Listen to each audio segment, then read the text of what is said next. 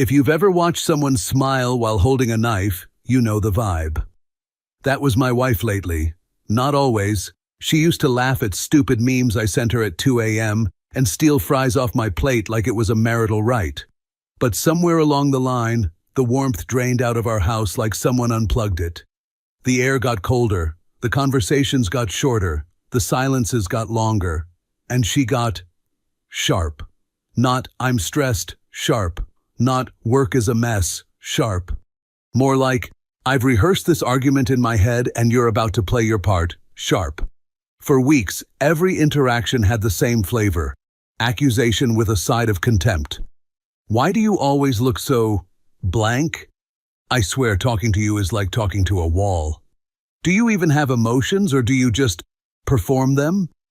I'd bite back the first 10 responses that came to mind, mostly because I wanted to keep the peace, partly because if I replied honestly, we'd be auditioning for a reality show called Couples Who Shouldn't Be Allowed Near Sharp Objects. The thing is, I wasn't absent. I wasn't cheating. I wasn't secretly addicted to gambling or building a second family in another state. I was just tired. Like most adult men who wake up, work, come home, and realize their rest is basically switching from one form of responsibility to another. I didn't vanish. I didn't stop caring. But she started acting like I'd committed a crime. Then one evening, out of nowhere, she dropped it on me like it was a gift. "We need couples therapy."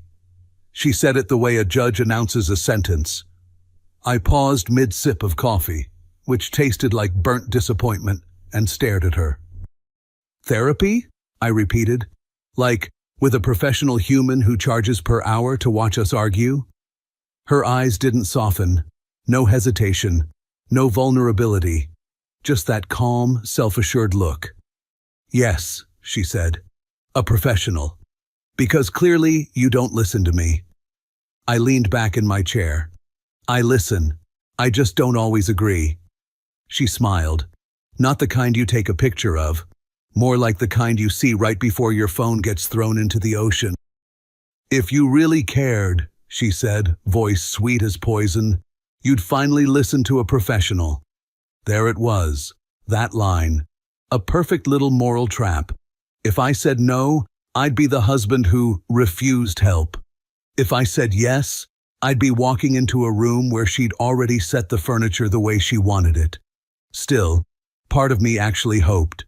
Because I'm not stupid, but I'm also not made of stone. When someone says last chance, you hear the word chance before you hear the word last. So I agreed. "Fine," I said. "Let's do it." Her face didn't light up. That should have been my first clue. If therapy was really for us, she would have shown some emotion, relief, fear, hope, something. Instead, she looked like someone who just got confirmation on a reservation. The next day, she texted me the details. Already booked, already scheduled, already decided. Of course, she'd chosen the therapist herself. A nice office in a clean building with soft lighting and a name that sounded like a luxury candle brand. Dr. Howard M. Lane. I stared at the address, then at my wife. "You found him pretty fast." "I did research," she said, like she was picking a restaurant. "He's experienced." "Experienced in what? Divorce warm-ups?" She ignored that. That was also new. Her ability to ignore any joke that didn't fit her mood. Like humor had become something she considered disrespectful. Not because it was cruel, but because it took control away from her.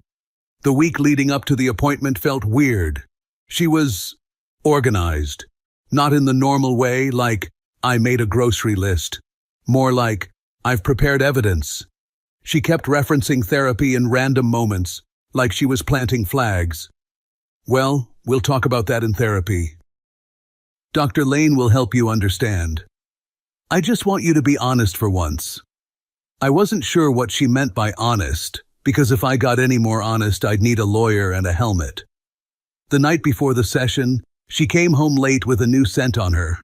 Something expensive. Floral, but sharp. The kind of perfume that says, "I've moved on emotionally, but I'd like you to blame yourself for it." I raised an eyebrow. New perfume? She didn't even look up from her phone. It's nothing. Everything was nothing lately. Her phone buzzed. She smiled, quick and private. Then she looked at me like my presence annoyed her. I let it go, but the feeling in my gut didn't. The morning of the appointment, she dressed like she was going to court. Not dramatic, not flashy, just curated. Like she'd studied credible victim aesthetics on Pinterest. In the car, she didn't talk, just stared out the window while I drove. "You nervous?" I asked. She exhaled like I'd asked her if she wanted to chew rocks. "No," she said. "I'm ready." Ready. Not hopeful. Not scared. Ready. We parked outside the building. She got out first, phone already in her hand. I watched her thumbs move fast. Then she tilted the screen away slightly when she realized I was looking. That small motion, barely anything, hit harder than any argument. Because if you're not hiding anything, you don't hide. I didn't say a word. I just followed her. The lobby smelled like clean air and people pretending they're fine. We walked to the elevator. She was still typing. I kept my eyes on her reflection in the elevator mirror. Her face was calm, focused, like she was sending a message that mattered. The doors opened on the 4th floor. She stepped out without looking at me. I finally spoke, quiet. "Who are you texting?" Her eyes flicked up for half a second. "Just a friend." I nodded slowly. "Right, the mysterious friend you smile at." She didn't answer, didn't even get defensive. She just walked. And that's when I realized something else. She wasn't worried about what I'd think. She was sure she'd already won. We reached the door with the frosted glass. Dr. Howard M. Lane, Family and Relationship Therapy. She stopped right before it. Her phone buzzed again. She glanced down, smiled, and then, like she suddenly remembered I existed, she slipped the phone into her purse and turned to me. "You're going to take this seriously," she said, voice low. "No jokes, no deflecting, just listen." I looked at her, really looked.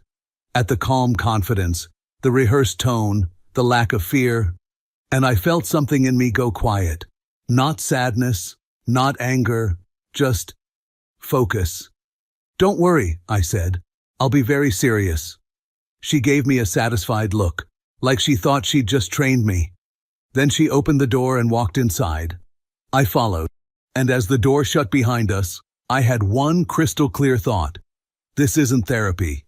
This is a stage. And I had a feeling I wasn't the one who wrote the script. Dr. Howard M. Lane sat behind an elegant wooden desk. He stood up with the polished smile of a man who charges by the hour and has never been late on a payment in his life. "Welcome," he said warmly, extending a hand. My wife took it first. Of course she did. She shook his hand like they were closing a deal. Then he looked at me. I shook his hand too. Firm, polite. His grip was soft, confident. The grip of someone who's never carried a couch upstairs. He gestured for us to sit. My wife chose the couch like she was claiming territory. I sat beside her, but not too close, because lately sitting next to her felt like sitting next to a stranger who'd memorized your weaknesses. Dr. Lane sat down, crossed one leg over the other, and tilted his head with concern already loaded and ready to fire. "So," he said gently, pen poised, "who would like to start?" My wife didn't hesitate, not even a half second. She inhaled, and I swear I saw it. The switch flip. Her posture softened. Her eyes glossed up. Her voice got shaky. The performance began.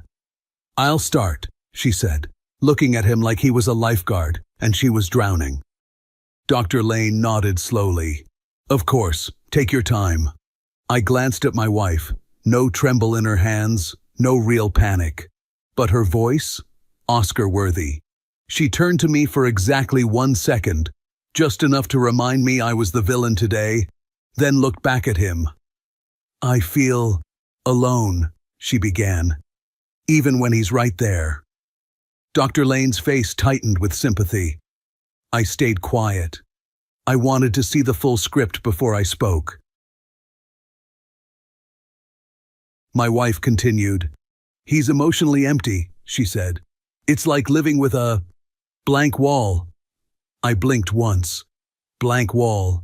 Interesting, because I distinctly remembered paying bills, fixing things, working, planning, showing up, listening, and generally behaving like a human adult. But sure, wall. And it's not just that, she added, voice trembling just enough. It's like he doesn't even see me. Dr. Lane nodded again, slow, grave, like he'd just heard a patient describe a terminal disease. And how long have you felt this way? He asked her. My wife sighed. A long time. Dr. Lane wrote something down. I caught a glimpse of his notepad. I couldn't read it clearly, but I'm pretty sure it said, husband on problem. My wife kept going. I tried, she said, palms open, helpless. I really tried. I communicated. I begged him to be present, to be a man, to act like I mattered. Then she dropped the next line with surgical precision. He's not a man. She said it softly, like it hurt her to say it. But her eyes were steady. Dr. Lane didn't flinch. He didn't say, that's a harsh thing to say. He didn't say, let's unpack that. He just nodded like it was a valid clinical observation. So when you say, not a man, Dr. Lane asked, what does that look like in your daily life? I almost laughed. Not because it was funny, because it was so absurd I had to bite the inside of my cheek to stay calm. My wife leaned forward. He avoids hard conversations, she said. He shuts down. He gets quiet. And then he acts like everything is fine. I raised my hand slightly, like I was in class. Can I? Dr. Lane lifted a finger without even looking at me. Let her finish, he said. Oh, so that's what we're doing. I lowered my hand, still smiling, because my mother raised me to be polite, but my soul was already sharpening knives. My wife continued, momentum building. And when I tell him I'm unhappy, he turns it into jokes, like it's not serious, like I'm overreacting. She glanced at me briefly, like, see? You're doing it right now. Then she looked back at Dr. Lane and let her voice crack. I feel unloved. There it was, the big word, the nuclear option. Dr. Lane leaned forward, voice low and compassionate. That must be incredibly painful. My wife nodded, dabbing at her eyes with a tissue she had already prepared. Already prepared. She didn't just pull it from the box. She had one ready in her hand like she expected tears on schedule. At that point, I finally decided it was my turn. I leaned slightly forward. Okay, I said calmly. Can I speak now, or do I need to wait for the commercial break? My wife's eyes flashed, just for a second. Dr. Lane looked at me with patient disappointment, like I was a child ruining a solemn moment. This is a serious space, he said gently. It is, I replied. That's why I'd like to speak. He nodded, but it was a reluctant nod. Go ahead, he said, but try to focus on your feelings, not defensiveness. I almost admired the efficiency. He hadn't heard a single word from me yet, and I was already defensive. Nice. I looked at my wife. First, I said, voice calm, I'm not emotionally empty. I'm exhausted. There's a difference. My wife scoffed softly, perfectly timed, like a sound effect. I work, I continued. I handle responsibilities. I show up. I'm here. But lately, nothing I do is enough because you've already decided I'm the problem. Dr. Lane held up his hand again. Let's be careful with, you've decided, he said. That sounds like blame. I stared at him, then back at my wife, who sat with her arms folded now, tears conveniently drying up. Okay, I said. Let's use neutral language. She says I'm the problem. Dr. Lane nodded like that was slightly better. I continued. Something changed, I said, and I've been trying to figure out what. Because it wasn't gradual. It was like a switch. My wife's jaw tightened. Dr. Lane tilted his head. A switch? Yes, I said. 1 week we're normal. The next week I'm a blank wall and not a man. My wife exhaled sharply. "You're doing it again," she snapped. "You're minimizing." "I'm quoting you," I said. Dr. Lane jumped in quickly. "Let's not argue over wording," he said. "What's important is the emotional experience she's describing." I nodded slowly. "So her emotional experience is important," I said. "And mine is, what? An inconvenience?" Dr. Lane's face tightened. He leaned back, pen tapping the notepad. "I didn't say that," he said. "But I will say this. When one partner feels chronically unseen, they often look for validation elsewhere." My wife's eyes widened slightly. Not shocked, more like satisfied surprise, like she hadn't expected him to go there this fast. I looked at Dr. Lane. "Elsewhere," I repeated. He held my gaze. "It's a common dynamic," he said, voice measured. "It doesn't justify anything, but it explains the emotional pathway." Then he turned his head toward me slightly, like he was about to deliver a lesson, and asked the question that changed the air in the room. "Do you understand why she might look for affection elsewhere?" Silence. My wife stared at me with that calm little expression like, "Go on, say it, confess, beg, break." Dr. Lane waited, pen poised, and in that moment, I realized two things at the exact same time. This man wasn't here to help us. My wife hadn't brought me here for healing.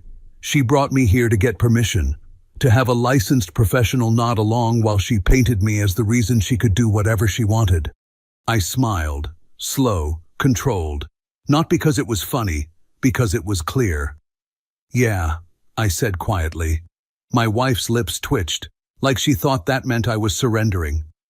Dr. Lane's shoulders eased, like he'd cracked the case. But my smile wasn't surrender. It was the moment I stopped believing in the room. I leaned forward slightly. "I understand," I said. "I just didn't realize we were already writing her excuse out loud." My wife's eyes narrowed. Dr. Lane blinked, like the script had skipped a line. "Let's pause," he said carefully. "That sounds like resentment." "No," I said. "That sounds like reality." And the funny part? I wasn't even angry yet. Not fully. I was just awake. Because once you realize you're on a stage, you stop trying to impress the audience. You start looking for the exit. She walked out of the office like she'd just won a court case. Not relieved, not shaken, not emotional, satisfied. Dr. Lane smiled at her the way customer service smiles when you leave a 5-star review. "Good progress today," he said. Progress. Right. I nodded politely because my parents raised me with manners and I wasn't about to get arrested in a therapy lobby. My wife didn't speak in the elevator. She just stared at her reflection like she was practicing the face she'd wear at my funeral. In the car, she finally broke the silence. "Well," she said, folding her hands neatly in her lap. She turned to me, voice calm, almost cheerful. "See?" "See what?" I asked. She sighed, like I was slow. "Even the therapist agrees," she said. "You're the reason I'm unhappy." She said it with the same casual confidence you'd use to tell someone the weather was bad. I kept my eyes on the road. "Interesting," I said. She blinked. "That's all you have to say?" "What do you want me to say?" I replied. "Should I apologize for not being a candlelit fantasy man with a six-pack and unlimited emotional monologues?" Her jaw tightened. "This is exactly what I mean," she snapped. "Jokes, deflection." "It's not deflection," I said. "It's survival. If I don't laugh, I'm going to start asking very uncomfortable questions." She went quiet again. The rest of the drive home felt like sitting next to someone who'd already left the relationship but forgot their coat. At home, the air was heavier. She moved through the house with that cold efficiency people have when they're already planning a different life. She didn't slam doors, didn't scream, didn't dramatize. She just withdrew. And that was worse. Because anger is loud. Indifference is surgical.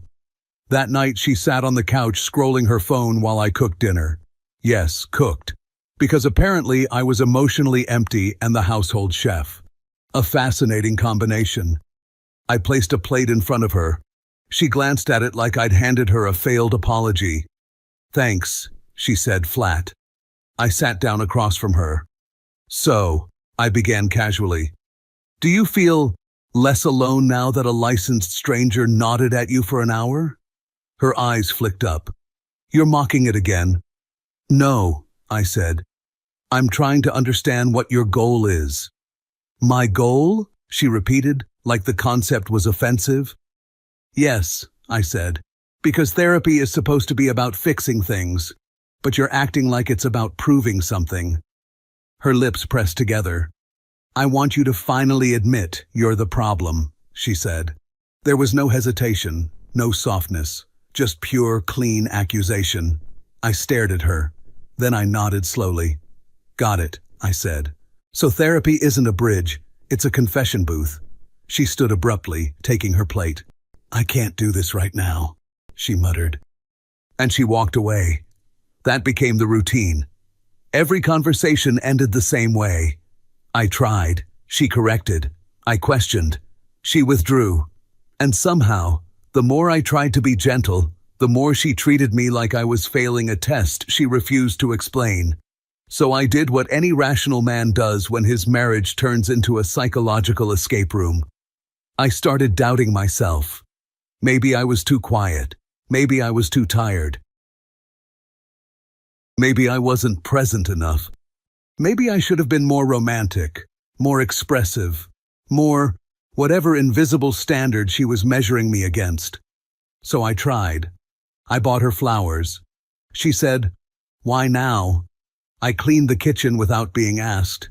She said, "You want praise?" I suggested a weekend trip. She said, "That won't fix what you are." What I am. Not what I did. What I am. That's when it started to feel less like criticism and more like rewriting, like she wasn't reacting to me. She was building a version of me she could justify leaving. And the weirdest part? She started changing too.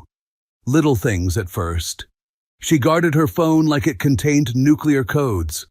If I walked into a room, the screen angled away.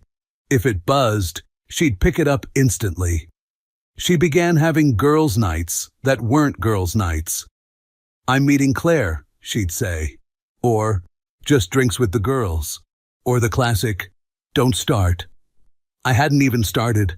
One evening, I was folding laundry, living the emotionally empty dream, when she stepped out of the bathroom, dressed nicely. Not overdressed, just intentional. I raised an eyebrow. "Big night with Claire?" She didn't even look at me. "Yeah." "She's lucky," I said. "You dress better for her than you do for me." That got a reaction. She turned sharply. "God, you're exhausting," she snapped. "This is why I feel trapped." I smiled faintly. "Right," I said. "The towel prison." She stormed out. The door clicked shut, and I stood there, holding a shirt, feeling something settle in my chest. Not heartbreak, suspicion. Because people don't rewrite history unless they're trying to justify the future. The next therapy session was scheduled for the following week. My wife reminded me twice. Like a warden reminding an inmate of court. The night before it, she fell asleep quickly, like someone whose conscience was already outsourced. I lay awake beside her, staring at the ceiling, listening to the quiet, and wondering how a marriage goes from warm to hostile without a single clear event. Until the answer arrived. The next afternoon, she left her phone on the kitchen counter while she went upstairs. It buzzed. Once. Twice. I didn't move. I'm not that guy. I don't snoop. But the screen lit up. And when the name didn't appear, just a heart emoji saved as a contact, my stomach did something cold. Then the message preview popped up. Just a few words. Enough. Can't wait until after your session again. I stared at it. Session again. As in this wasn't new. As in therapy wasn't progress. It was scheduling. It was cover. My wife came back downstairs, humming softly. She froze when she saw me standing there, not holding the phone, not accusing, just looking at the screen like it was a crime scene. Her humming died. "What are you doing?" she asked sharply. I lifted my eyes to her. calm. "Oh," I said softly. "Nothing." Then I smiled. The kind of smile a man wears when he finally understands he's not crazy. He's just been lied to. And for the first time in weeks, the doubt disappeared, replaced by something much colder: clarity. After that message, I didn't confront her. Not yet. Because confrontation is emotional, and emotion was exactly what she wanted from me. A breakdown, a scene, a confession, something she could carry into Dr. Lane's office like a trophy. So instead, I did the most dangerous thing a man can do in a collapsing marriage. I got quiet. Not defeated quiet. Strategic quiet. My wife came downstairs that day acting like she hadn't just left her digital affair blinking on the kitchen counter. She poured herself water, looked at me, raised an eyebrow. "Well?" she asked. I took a slow sip of coffee. "What?" I replied. Her eyes narrowed. "You're being weird." "No, sweetheart, I'm being awake." But I just shrugged. "Long day." She stared at me for another second, clearly trying to provoke something. When I didn't bite, she gave a small, irritated huff and walked away. That night she was unusually polite. Not warm, not loving, just careful, like someone handling glass. "Are you okay?" she asked, almost too casually. I nodded. "Fine." She studied me, then smiled faintly. The wrong kind of smile. The kind that says, "Good, stay numb, makes this easier." That's when I understood the full shape of it. This wasn't random. This wasn't, "we grew apart." This wasn't therapy as a last chance. Therapy was a stage, and she was using it to build a story. A very specific story. One where she was the lonely wife, and I was the emotionally abusive husband. The cold man. The invisible wall. The reason she had no choice. Because in her version, cheating wasn't betrayal. It was self-care. And therapy? Therapy was her permission slip. The second session arrived quickly. My wife dressed nice again. Curated again. Victim chic again. In the car, she spoke like a woman heading to a press conference.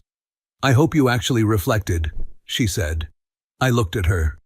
"Oh, I reflected," I replied. She nodded, satisfied. Good. If she only knew what kind of reflection I meant. Dr. Lane greeted us with that same calm smile. The office smelled the same. We sat down. My wife immediately folded into her role. Dr. Lane leaned forward. "So," he began warmly, "how have things been since last time?" My wife sighed, dramatic but controlled. "It's been hard," she said. Dr. Lane nodded like he expected that. "And why is that?" he asked gently. She glanced at me with practiced sadness. "Because he doesn't change," she said. "He just withdraws." Oh, so now silence was also a crime. Dr. Lane scribbled something. "Withdrawal can be a form of emotional punishment," he said. I blinked once. Punishment. Right. So if I talk, I'm defensive. If I stay quiet, I'm abusive. Amazing system, my wife continued. "I feel like I'm begging for basic affection," she said softly. Dr. Lane tilted his head. "And what does that do to you?" he asked. "It makes me feel invisible," she whispered. Dr. Lane turned to me. "What do you feel hearing that?" I smiled slightly. What did I feel? Oh, just the slow death of my respect for this entire performance. But I kept my voice calm.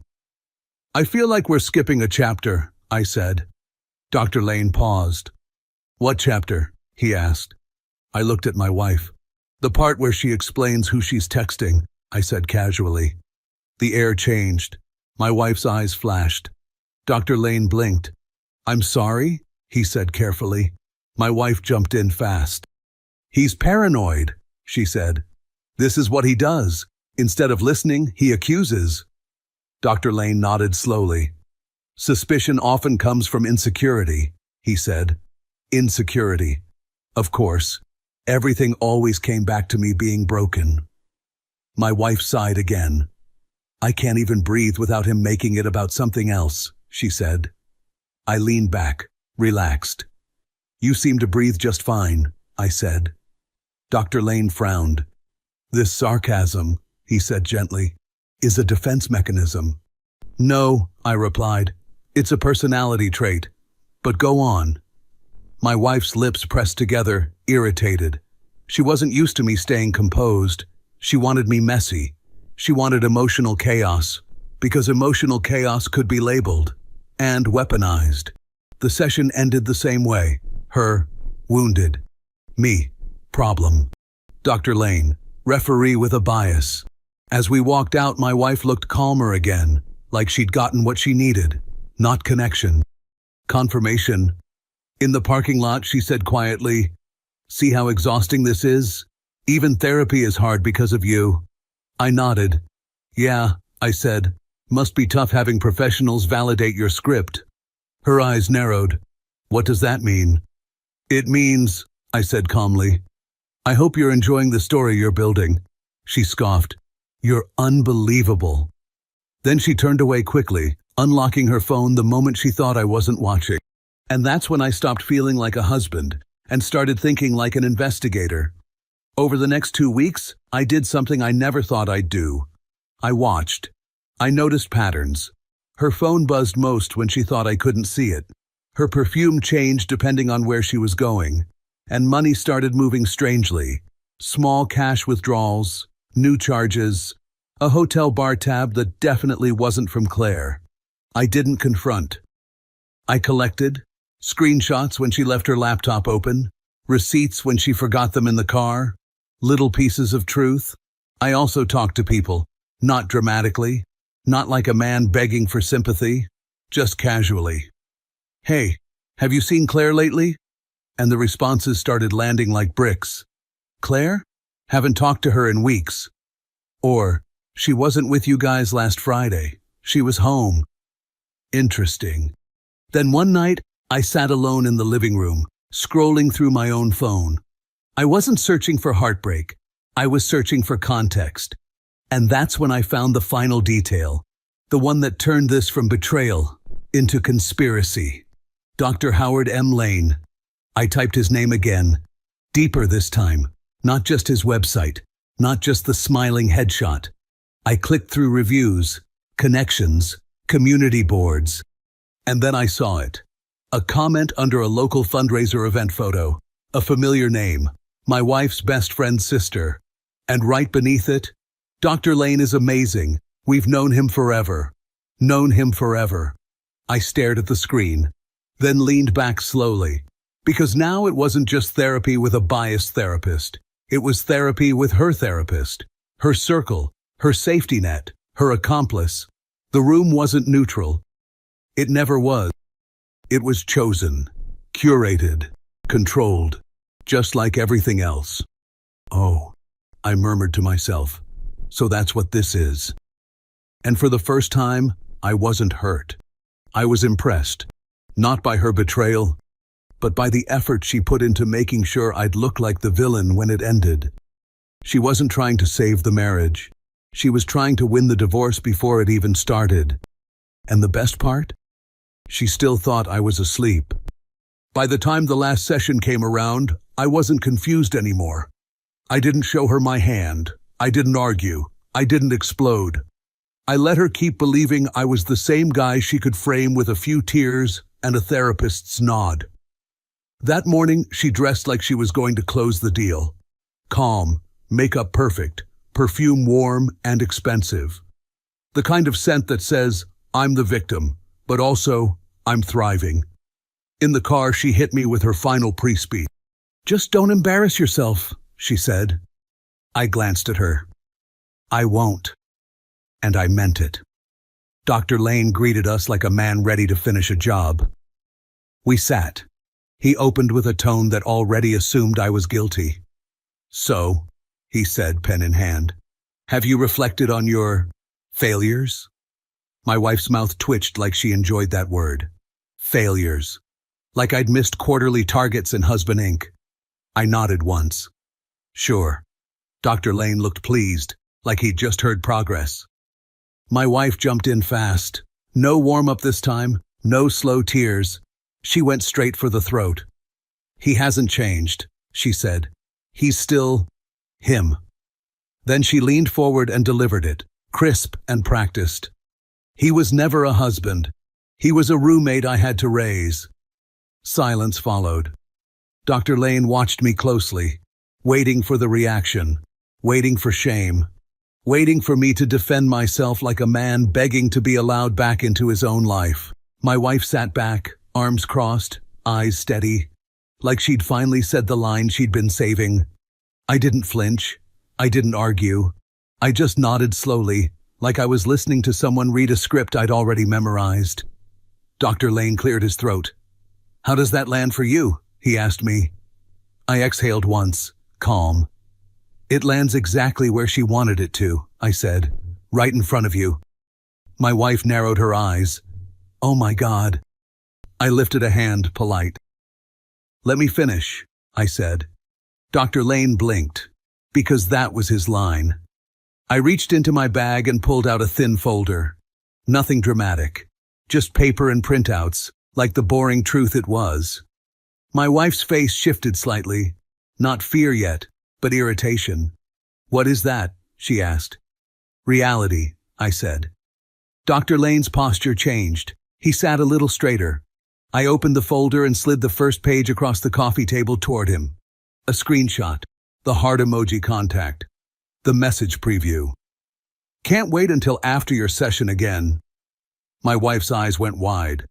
Dr. Lane stared at it, then looked up at me. I kept my voice even. "You ask me if I understand why she might look for affection elsewhere," I said, glancing at him. "I do, because she already was." My wife snapped into motion. "That's," she started. Then a receipt, hotel bar tab. Then a photo from a story she didn't know got saved. Her reflection in a mirror, a man's arm around her, the kind of casual intimacy that isn't just friends. Her throat moved like she swallowed wrong. Dr. Lane's pen stopped tapping. I leaned forward slightly. "You weren't healing," I said calmly, looking at my wife now. "You were rehearsing." Her face went pale in a slow, ugly way, like the mask couldn't hold. She tried to grab control back immediately. "You went through my phone?" she hissed. I smiled once, small. "No," I said. "You're not that careful. You're just that confident." She turned to Dr. Lane, voice rising, trying to snap back into victim mode. "He's stalking me," she said. This is abuse." Dr. Lane hesitated. You could see him trying to decide which version of reality was safer for him. I tapped the folder. "I also looked you up," I said, calm as a man ordering coffee. "Small town, funny internet. Your name shows up in her friend circle, fundraisers, comments. Known him forever." Dr. Lane's face tightened. My wife froze. And for the first time in all these sessions, nobody interrupted me. And I know exactly when it started. My wife's lips parted, but no sound came out. Dr. Lane stared at the papers like they might save him. I closed the folder and sat back. My wife tried the classic move. Tears. Not real tears. The emergency ones. The ones you deploy when the narrative collapses. "This isn't what it looks like," she whispered. I nodded slowly. "It's exactly what it looks like." She looked at Dr. Lane like he was supposed to fix it. He looked like a man who suddenly wished he'd become a dentist instead. "I can explain," she said quickly. "You don't understand what I've been through." "I understand perfectly," I replied, calm, almost bored. "Therapy wasn't for us. It was for your conscience." That line hit her harder than anger would have. Because anger gives her a villain. Calm gives her nothing. She stood up, voice shaking. "So what? You're just leaving? After everything?" I gave her a tired half-smile. "You didn't bring me here to fix anything," I said. "You brought me here to make sure you looked clean when you did it." Her eyes flashed, rage fighting panic. "And what are you going to do?" she snapped. "Tell everyone?" I shrugged. "I don't have to. Truth has a funny way of walking out on its own." Then I turned toward Dr. Lane. Consider this my last session, I said. He didn't answer, because there was nothing professional left to say. She followed me out to the car, still trying, still switching masks. Angry wife, broken wife, scared wife. Pick one. Anyone. You can't just divorce me, she said, voice sharp. I can, I replied, unlocking the car. And I already did the paperwork. That stopped her. Her face went still. What? She breathed. I looked at her once, calm, final. I filed, I said. And before you ask, finances are protected, documents are secured, and yes, your little victim story won't land the way you think. For a second, she looked like she might slap me. Then she looked like she might collapse. Then she looked like a woman realizing the stage lights just shut off. I got into the car, closed the door, and for the first time in a long time, the silence didn't feel like punishment. It felt like freedom. I sat there for a moment, hands on the wheel, breathing like I'd been underwater and finally surfaced. In the rearview mirror, she stood by the building entrance, alone, frozen, still trying to figure out which expression would work now. None of them did, because there was no audience left. I started the engine and drove away, and one thought stayed with me, clean and sharp. She thought that room would break me. It just showed me who she really was. People always ask what happened next, like life cuts to black after the dramatic exit and the credits roll. It doesn't. Life keeps going. It just gets quieter. The divorce was fast, mostly because my wife suddenly discovered she didn't enjoy courtrooms as much as therapy rooms. Turns out it's harder to cry on command when the other side has timestamps. As for Dr. Howard M. Lane, he lost his license.